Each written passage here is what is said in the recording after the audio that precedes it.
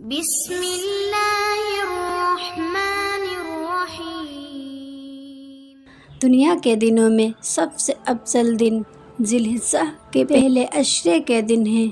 جب عشرہ ذی الحجہ شروع ہو اور تم میں سے کوئی قربانی کرنے کا ارادہ رکھتا ہو تو وہ اپنے بالوں اور ناخنوں کو نہ کاٹے۔ جس کو قربانی کی وسعت ہو اور وہ قربانی نہ کرے تو وہ ہماری عیدگاہ کے قریب نہ آئے۔ ابو ہریرہ رضی اللہ تعالی عنہ کہتے ہیں کہ رسول اللہ صلی اللہ علیہ وسلم نے سونے کی انگوٹھی پہننے سے منع فرمایا ہے۔ رسول اللہ صلی اللہ علیہ وسلم اپنے دائیں ہاتھ میں انگوٹھی پہنتے تھے۔ سونا اور ریشم میری امت کی عورتوں کے لیے حلال اور مردوں کے لیے حرام ہے۔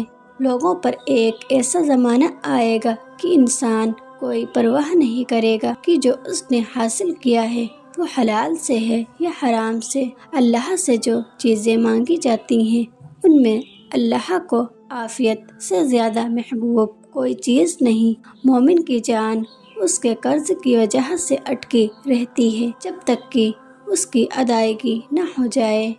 بلند آواز سے قرآن پڑھنے والا ایسا ہے جیسے کھلے عام صدقہ دینے والا، اور آہستہ سے قرآن پڑھنے والا ایسا ہے جیسے چھپا کر صدقہ دینے والا۔ جو شخص ہر دن 200 مرتبہ سورہ قل هو اللہ احد پڑھے گا تو قرض کے سوا اس کے 50 سال کے گناہ مٹا دیے جائیں گے۔ جس شخص نے سورہ قل هو اللہ احد پڑھی تو اسے 1/3 قرآن پڑھنے کے برابر ثواب ملے گا۔ سورہ بقرہ کی آخری 2 آیتیں جو شخص رات میں پڑھے گا وہ اس کے لیے کافی ہوں گی۔ جو شخص شہرت کے لیے کوئی عمل کرے گا اللہ تعالیٰ اس کو رسوا اور ذلیل کریں گے۔ دنیا کی محبت سے 3 چیزیں حاصل ہوتی ہیں۔ نمبر 1 نہ ختم ہونے والی مشغولیت، نمبر 2 نہ ختم ہونے والی امیدیں اور کہ انسان ان کے پورا ہونے سے قبل ہی قبر میں چلا جاتا ہے، نمبر 3 ایسا اور لالچ جس میں غنا کا نام نہیں۔ یہ لالچ ہی تو ہے کہ انسان کو برباد کر کے کسی کام کا نہیں چھوڑتا۔ کسی بھی شخص کے لیے جائز نہیں کہ وہ 2 آدمیوں کے بیچ میں بیٹھ کر تفریق پیدا کرے مگر ان کی اجازت سے۔ نبی کریم صلی اللہ علیہ وسلم نے فرمایا ایک وقت آئے گا کہ مسجد میں لوگ دنیا کی باتیں کریں گے، اللہ کو ایسے لوگوں کی کوئی پرواہ نہیں، ایسے لوگوں کے پاس نہ بیٹھو۔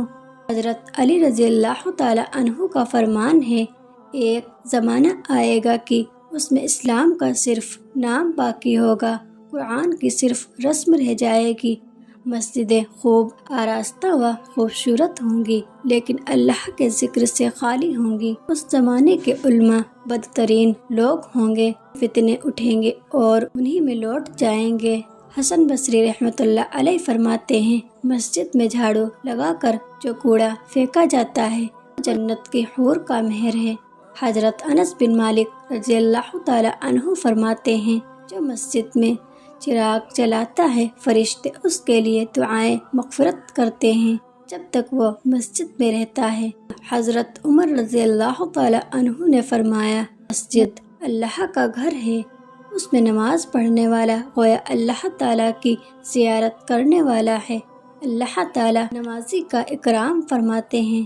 مسجد میں داخل ہونے کے بعد بیٹھنے سے پہلے 2 رکعت تحیۃ المسجد پڑھنی چاہیے، یہ مسجد کا حق ہے۔ نبی کریم صلی اللہ علیہ وسلم نے فرمایا لوگو ایمان پر مضبوطی سے قائم رہو، اس پر ملنے والے ثواب کو تم شمار نہیں کر سکتے۔ یاد رکھو سب سے اعلیٰ و افضل عمل نماز ہے، ہمیشہ باوضو رہنا مومن کی علامت ہے۔ نبی کریم صلی اللہ علیہ وسلم نے حضرت بلال رضی اللہ تعالی عنہ سے دریافت فرمایا بلال تم کیا عمل کرتے ہو کہ میں نے تمہارے جوتوں کی آواز جنت میں سنی ہے؟